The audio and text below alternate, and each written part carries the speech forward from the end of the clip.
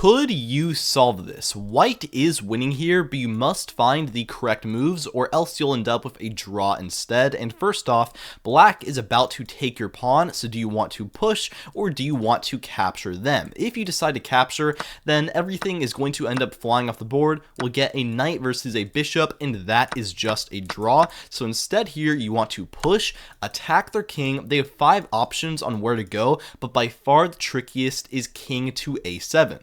And I mean, isn't that just a pawn you can take? No, because if you take it, this is actually bad. After you take their second pawn, black is going to climb their knight to control the square in front of your pawn. That way, if you push, they can just sacrifice, and this is just a draw. You can even try taking their pawn with your king instead. That way, you can at least push once, but then you just get forked, and it's the same situation. So instead, what you want to do here is play a nice sacrifice. Bishop takes on d6. If black takes back, then you can pretty easily push and promote into a queen here. This is just a win. However, black can continue to be tricky. They can take this pawn instead. You'll take their pawn for your bishop, and after knight to b4 attacking your pawn, you can play another sacrifice. This check. If black captures that, then once again here, you can very easily push and promote. This is a clear victory. However, no matter what they do here, they cannot stop you from promoting, so they can play a very tricky king to a8.